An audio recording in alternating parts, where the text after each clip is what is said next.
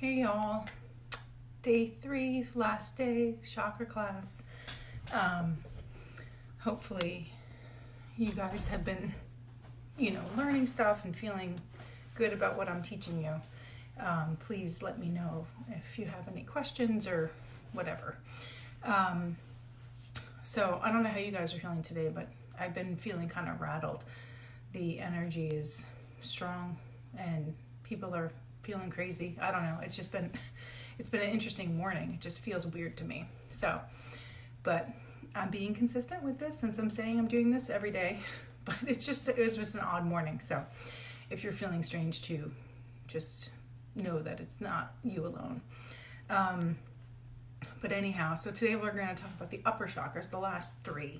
And they're like, big ones, but the way I split it up is today is 3 of them. So I'm sure I'll get it done in a half hour, but maybe I'll talk a little faster. So the 3 higher chakras are the throat, the third eye, and the crown. So, and like every other day I've been like preparing stuff. Today I totally didn't prepare anything, but it's okay because I know this stuff pretty in and out. And I have my notes in front of me anyhow. So, but the throat is our communication, our expression. The third eye is our intuition. It could also be intellectual or analytical ability, but mostly it's the intuitive information that I get when I tune into people anyway. And then the crown chakra is at the top of the head, and that's our connection to divinity, our spiritual aspects, and how we connect to the universe or God or energy, whatever. So starting with the throat, the Sanskrit word for throat is Vishuddha, maybe that's how you pronounce it. I think so. That's how it sounds anyway, Vishuddha. And the meaning for that is to purify, which is awesome because it's like that's how we get our message out is through this. And the tone for that would be Ham, and it's connected to the thyroid gland. The thyroid's like a butterfly shape here, and it also is connected to like all of the neck and the muscles of the neck and the they say like the esophagus, the trachea, the mouth, the teeth, and the neck. So for me, I'm also a Taurus, so we're ruled by the throat also. But I found that I would have sore throats a lot when I was younger, or through my college years and early in my 20s and stuff. Like whenever I were to get sick, it'd be a sore throat. But so pay attention to where these physical symptoms manifest in your body and to look at that. So maybe I hadn't tapped into my truth yet, or I wasn't speaking my truth, or I held my tongue more. Because I used to, I was always pretty confident, but I might not speak up as much. But now I speak up. It's fine. So I don't, I haven't noticed that I've been getting sore throats in, as in my 30s and 40s. It hasn't seemed to be a problem.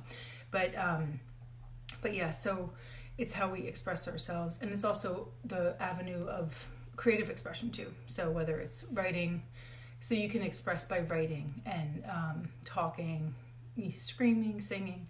So if you're fluctuating, someone's giving me a bunch of hearts. I don't know who, but thank you.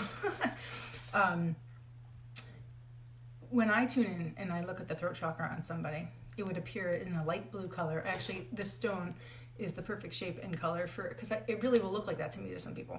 The healthy chakras are bigger, but it's a circular light blue.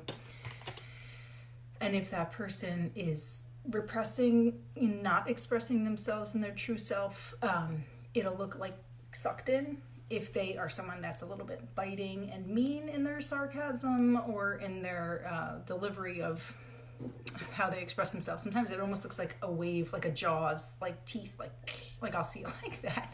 So I'm like, ooh, they're a little spiky, So keeping yourself honest and speaking kindly, but being clear, that's really important for the throat chakra. So, and a lot of times the expression, you can't see my chest, but like between the heart and the throat, there's like that lump in your throat that you'll get before you express something.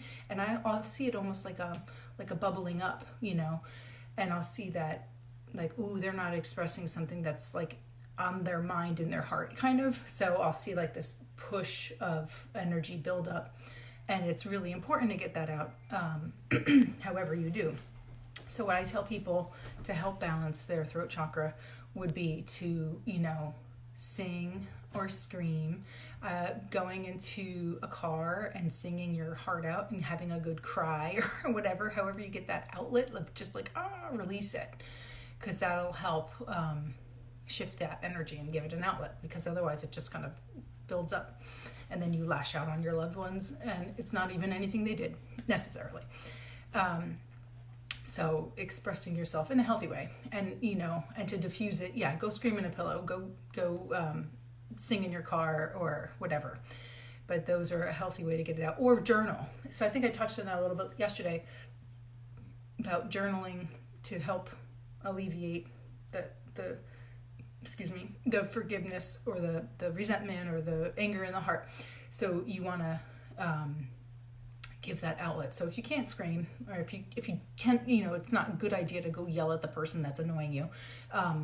Write it out, and then whether you literally just close your book and feel better, or burn it. So I'll tell people this is also like a full moon intention or a new moon release, but you make a list and you write each intention on a separate line, and then cut the list into strips like little fortune cookie papers, and burn it one thing at a time. And you'll know by the way it burns if you're really ready to release that thing, or you're really ready to bring that thing in.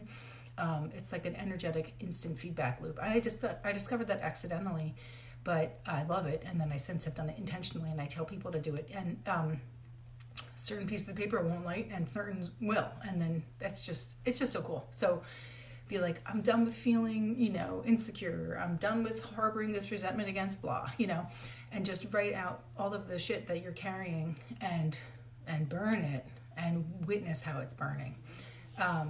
Another cool side note with that is if you do it over a bowl of water, because not everybody has a cauldron or a fire pit, or you want to do it safely, obviously.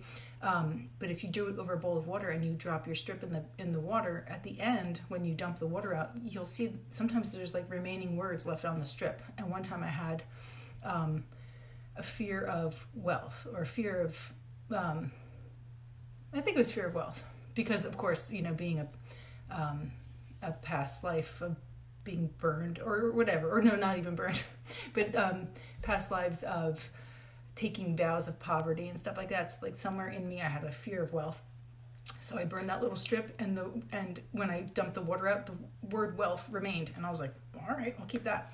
So that's pretty neat. I'm getting distracted because I saw a comment. This is from Debbie. She says, remembering my third eye was always closed tight. Yeah. So yeah, I'll talk about that when I get to the third eye. But right now I'm still in the throat. But yeah, so just expressing, getting that stuff off your chest, out your throat is a healthy way. Don't yell at people. Get it out in some other way. And then being good with your boundaries. So I'll see people that, like I mentioned this in my little overview last week. My one friend had just like laid down some absolute rules, like with how her in-laws are behaving or something, and her throat chakra had like a thick boundary to it, and it was like, don't fuck with me. So I thought that was great. I was like, wow, your boundaries are very clear. So I'm just gonna look at my notes that my pre-existing notes that I have from forever ago, just to make sure I didn't miss anything. If your throat is too open, you'll be over-talkative or self-righteous and arrogant. If it's blocked, you'd be holding back from self-expression, or unreliable, or holding inconsistent views. If it's balanced, you're a good communicator, you're contented, find it easy to meditate, and artistically inspired. Emotional dysfunctions will be perfectionism, inability to express emotions, and blocked creativity. And the physical dysfunction would be sore throats, neck ache, thyroid problems, hearing problems, tinnitus, asthma. The life lessons, the power of choice, personal expression, the main issues, communication, self-expression. And the goal would be harmony with others, self-knowledge, and creativity. So that's a quick little summary from my notes. Oh yeah, I forgot. I wanted to mention this. Related to chakras in general, to do color visualizations, because I think I wrote that as a tip in something I wrote yesterday on Facebook. So visualizing color. So remember that show, You Can't Do That on Television, and how they'd get slimed. So you can picture yourself getting slimed or however you want to see it, bathed in light, doesn't have to be slimed. But however, just picture a color wrapping around you. So go up the colors of the chakra and wrap yourself in red, and then rinse off. Wrap yourself in orange, rinse off, and just go up the line. And sometimes you might notice that certain colors you can't get to stick, or you can't visualize it for some reason or another. And pay attention to that, because that's letting you know what you're lacking. So that's what I mean by color visualization. Or you could even like picture the one chakra filling up in that, its color, like the root chakra being red, and then seeing the red penetrate your whole body. So however you want to take on the visualizations. The other thing I wanted to mention, which is just related as an overall chakra thing, I had the unfortunate and amazing experience of witnessing my mother's energy leave her body when she was dying. And I was, some of you know, I was far away. I was in Europe when she died. But I still connected to her energy. And I was looking at her over the course of a couple days, and I saw her like unlocking the chakras. So I don't know if I saw it from root to sacral, but I definitely saw it at like the solar plexus and up. Like her spirit was no longer in the lower half of her body, and it was ascending out the top of her head. And it was really amazing. So our chakras shut down as we leave this body.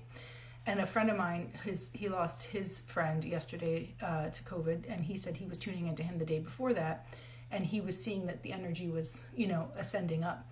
And so he wasn't surprised when he heard that he died, because he saw the energy leaving. And the other thing I wanted to mention was the upper chakras are just the heaven-based chakras. And none of them are more important than the other. And I know I said that in the overview video last week, but don't think that you just want to open your third eye and who cares about the rest. It's like, no, they're all important. You need to stay grounded. You need to be healthy, blah, blah, blah, blah, blah. Like they all play a role and they're important. Okay, so let's see. 12 minutes later, on to the third eye.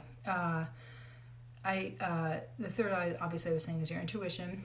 As Debbie said, she was my client back when I used to live down south. And when I looked at her third eye, it was like this.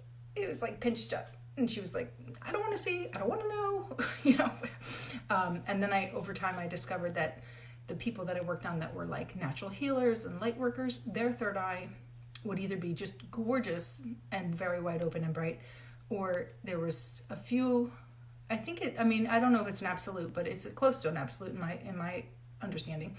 When I see them with a gemstone here, and it's just like a sparkling, like the kind of crown, like the crown jewels, like that kind of like, multifaceted and beautiful, bright and sparkling.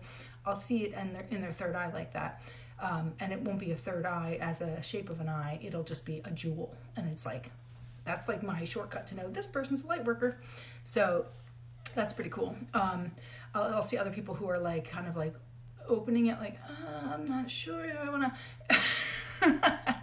It'll look like that, or I'll see it'll just be bright and awake and looking around. And there was one girl I know who is a channeler, and when I saw her third eye, it looked like it was this big, and it was almost like a fish eye, and it was just like looking around, and I was like, wow, she's really wide open. She really sees a lot. So that was pretty cool. So yeah, I guess I'm just gonna go through the notes now. So the third eye is ajna. That's the Sanskrit word. It means to know. So it's like we know things without knowing why we know things. And in the world of psychic development and stuff, if you're sort of in that world, maybe you know these things and maybe you don't. But the clairs, they're called clairs, C-L-A-I-R-S. So there's clairvoyant, which people know that word. Clairaudient. So clairvoyant is clear seeing. Clair just means clear. Clear seeing. So you see things with your eyes open or with your eyes shut. You just see. And I'm mostly clairvoyant when my eyes are shut. Occasionally I'll see sparks, or I'll see the auric field around somebody, or this morning I saw it around a tree. I don't see spirits in 3D, like in this like reality. I'll see spirits when my eyes are shut, but I do know some people that see them as plain as day. So those would be like, your ability to visualize. That's clairvoyant. And then clairaudient is clear hearing. So whether you hear messages, and it doesn't have to be, it may be your voice, it may not be your voice. That doesn't matter. But you're getting messages that are for you in your head, in your ears. Sometimes you'll hear things outside your ear too. Like like someone is literally talking in your ear. So that's possible also. Claircognizance is knowing, clear knowing. You don't know why you know something, you just do. And that, that was something that you're like, what do I know? Why am I saying that? You're like, don't do that. If the information's coming through, act on it. And clairsentient, that's like the common one for empaths, where you feel other people's energy. So we're just like a sponge and we're soaking up energy. You're like, why did I get anxious all of a sudden? What's wrong with me? Why am I feeling so anxious? And what am I anxious about? And then you'd be like, oh, like, meanwhile, it's like your husband next to you who's brushing his teeth, for example, really stressed out about something. A couple of years ago, that happened to me, where I was like, why did I just get so anxious? And my husband actually looked at me and he's like, what do you think? Gee, I wonder. So I thought that was cool that he, pointed out that I was picking up on his feelings. Believer or not, he admitted that much. Anyway, so clairsentience is feeling energy. And sometimes you might feel physical symptoms of somebody else, or you'll just physically feel a presence behind you. I don't like that feeling. It creeps me out. Some people like it because it's confirming to them that they are picking up on a spirit, but I don't like the feeling of like invisible company. Like, I intuitively know that they're there, but I just don't want to feel almost like them breathing on my neck. Like, no thanks. So I've closed that sense down. And you can do that. You can say, I'm putting down some rules, putting down some, be good with your boundaries. They apply here too. They apply to the spirit world. So you can say, I'm not comfortable with this. I don't want to see this. I don't want to feel that. And they have to respect that. So yeah. And then, so let's see what else it says. Sham, that's the sound, sham. If they say it's perception center, psychic consciousness, wisdom, intuitive ability, visualization, power of mind.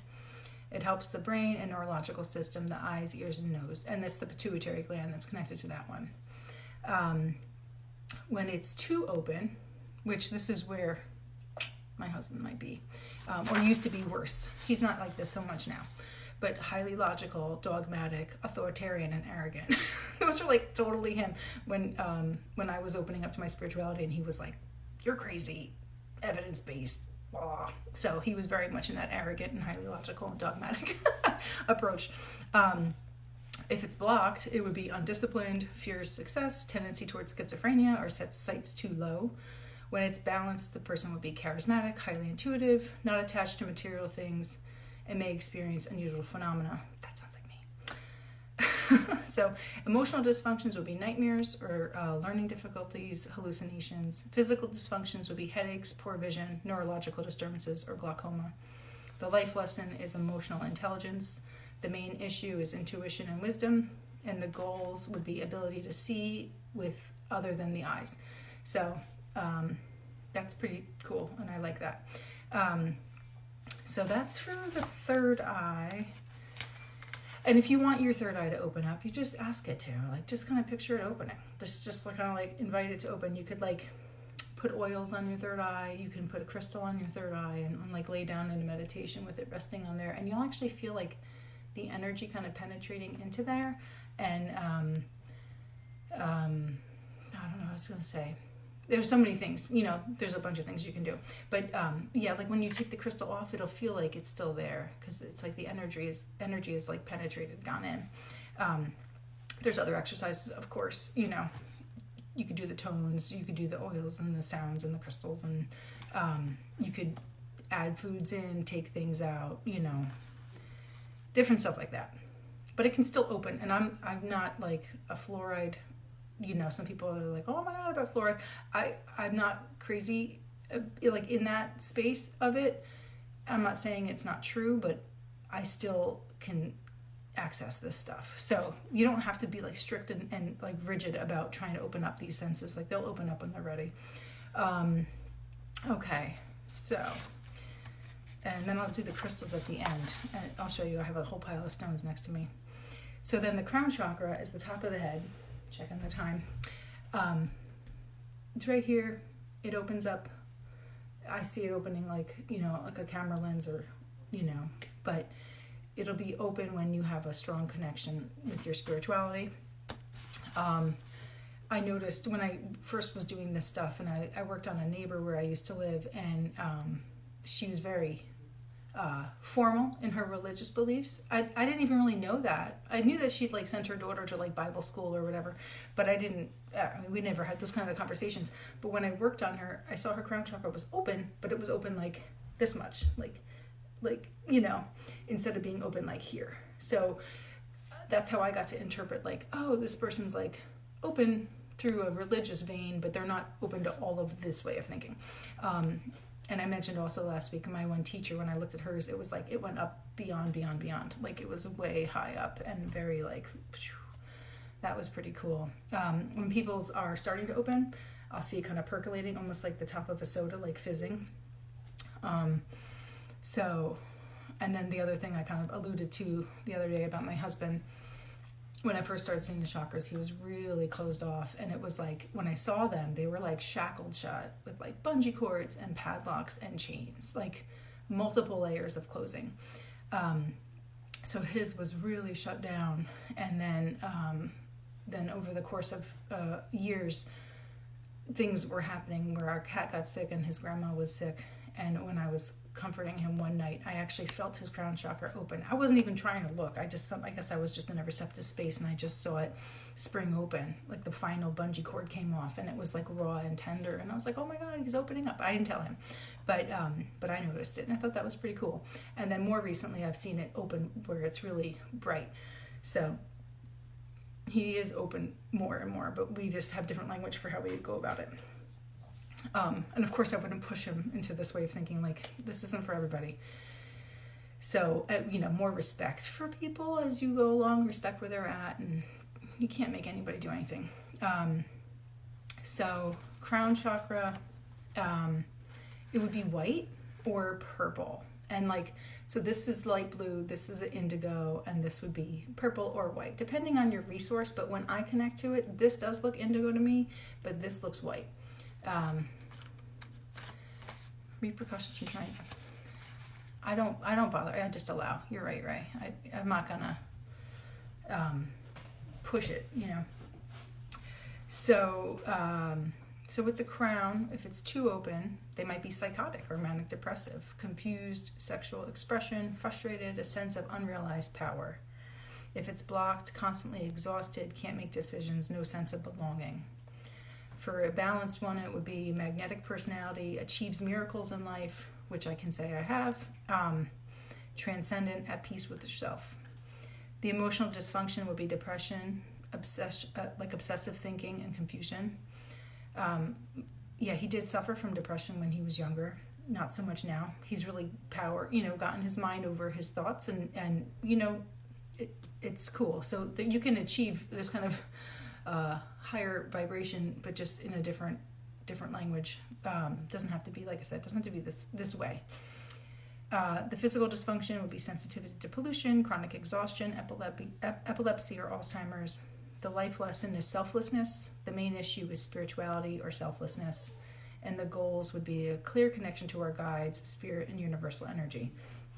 So the goal that I often tell my clients is, ask your angels for help, ask your guides for help. They're listening, they're eager to have a relationship with you. Sometimes I've seen really cool, I've seen this image a few times when I've worked on people who are actively working with their spirit team, and it looks like this, like at the crown of their head. So it's like they're in partnership, in tandem with their spirit team. It's really cool. I'm trying to think if I don't think I've really seen anything negative there. It's just more closed off. They're just like, not sure. It's almost like that energy. Like I had some husband of a wife, of a client who was just there to kind of go along with his wife, and his was more like that. But he was open enough to let me read him, but he wasn't really into it. But I told him all that, and I know that he was kind of like, but it was fun. As long as you're open enough to come on my, to lay on my table and receive this session. I don't care where your beliefs are, just don't be a jerk. That's all. Just don't be a jerk. I always say, if I could have dealt with, my skeptic atheist husband, like nobody can top that really. So it doesn't bother me if you're skeptical. Let me see what else I got. Of course, that tone is Om. So Om, we finally got to Om. And although I think sometimes I've heard that Ajna is Om and crown is silence. So like I said, you could read a million a million things and get a million different stories. So you just work with the best you can. The pineal gland is the gland in charge of that, in that endocrine system that connects to the crown chakra. And actually, me and my one friend, teacher, Janet, we went to a course where we were connecting to the brain, and I connected to the pineal gland, and I could see at the pineal gland, and there was this other part, I forget the name of it right now, but it was like, to me, it was like, oh my gosh, it's 100% sure that the pineal gland is in charge of our intuition or our connection to spirituality, because I saw it like shining the light from within the brain and up through the head. It was really cool. If that's your thing, to go connect to brains and look at the pieces inside of it. That was the craniosacral work I wanted to practice with everybody, and then I had to cancel everything because I shut down my business. But hopefully, when things are, we're back in touch with each other, literally, I can practice this craniosacral with you guys and do that brain work, because it was really, really cool. So yeah, that's it for the notes that I've got. What else does it say? Spiritual center, connection to divinity, development of psychic abilities, enlightenment, unity. The balancing would be for helping the central nervous system, the muscular system, and the skin.